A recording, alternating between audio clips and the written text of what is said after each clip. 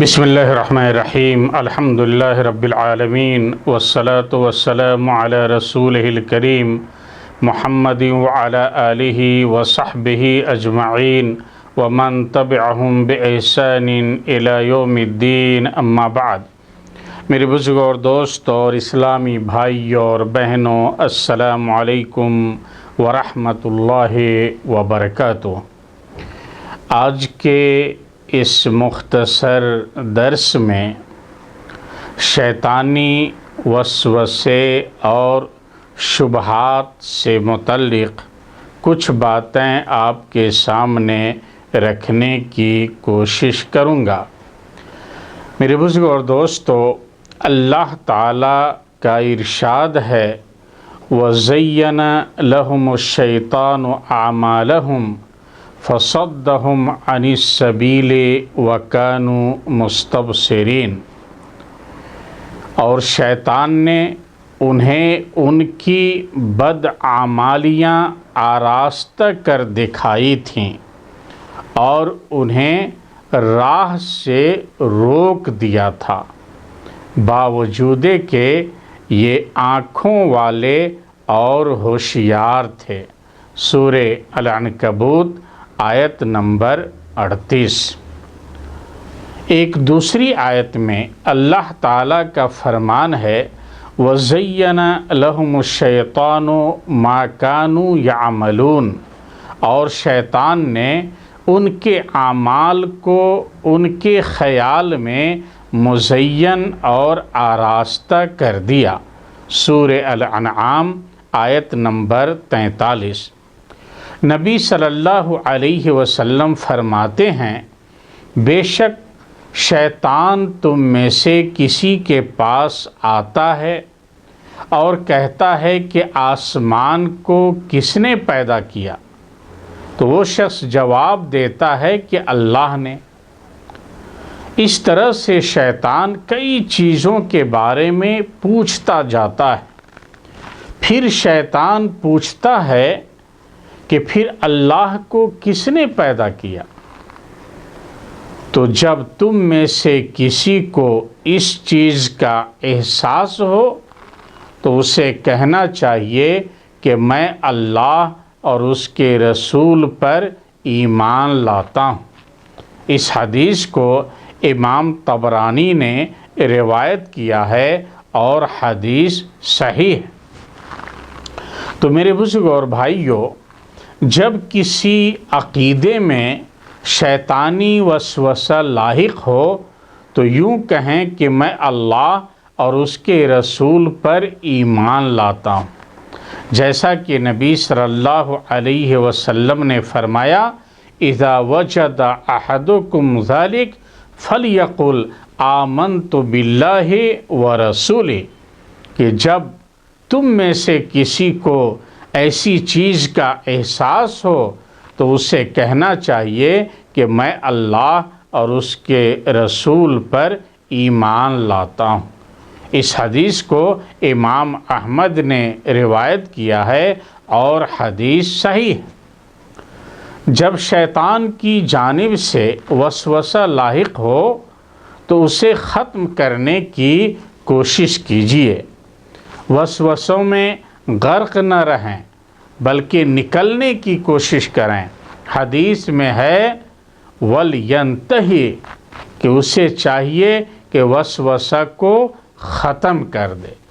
اسے امام بخاری اور امام مسلم نے روایت کیا۔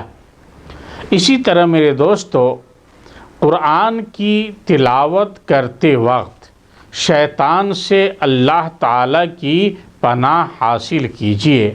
اللہ تعالیٰ فرماتا ہے فَإِذَا قَرَأْتَ الْقُرْآنَ فَاسْتَعِذْ بِاللَّهِ مِنَ الشَّيْطَانِ الرَّجِيمِ، کہ پھر جب قرآن پڑھنے لگو تو شیطان مردود سے اللہ کی پناہ طلب کرو۔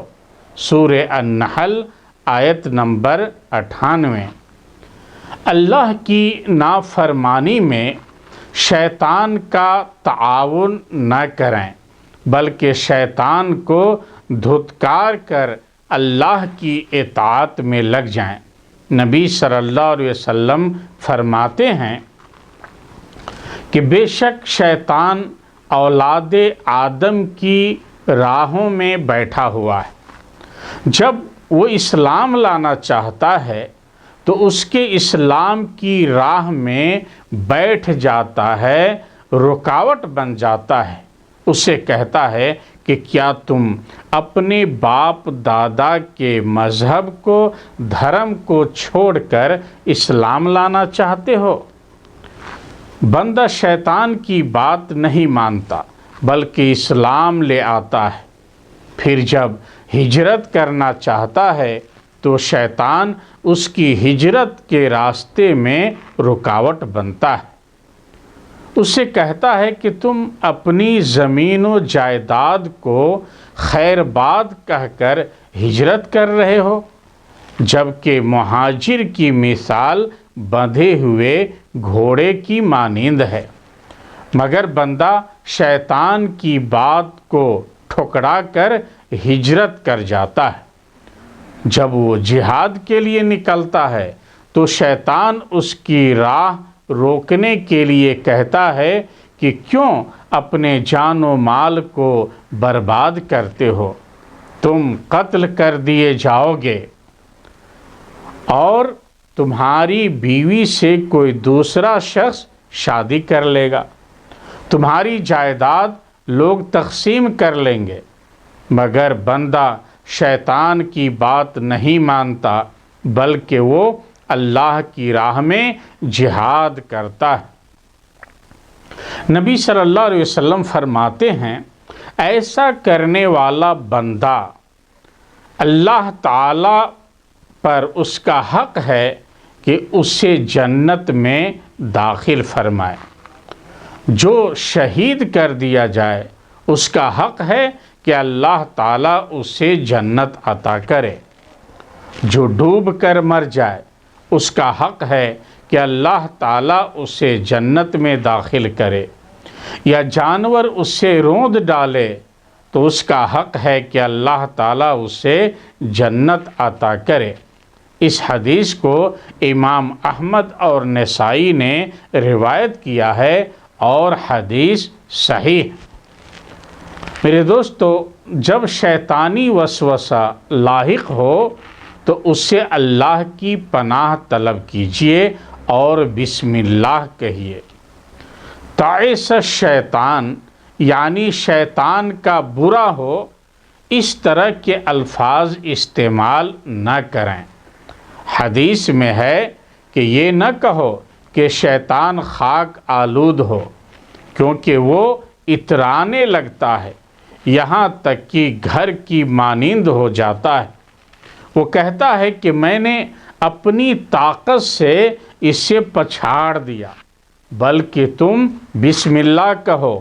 جب بسم اللہ کہو گے تو وہ ذلیل ہو جاتا ہے، یہاں تک کہ وہ سکڑ کر مکھی کی مانند ہو جاتا ہے۔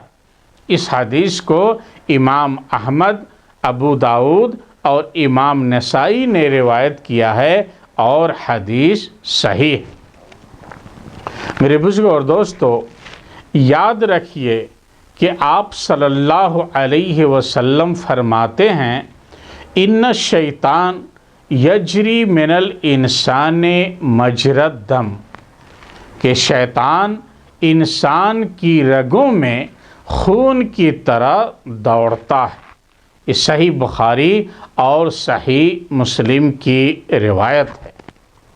تو میرے دوستو، شیطان سے ہمیشہ ہوشیار رہیے۔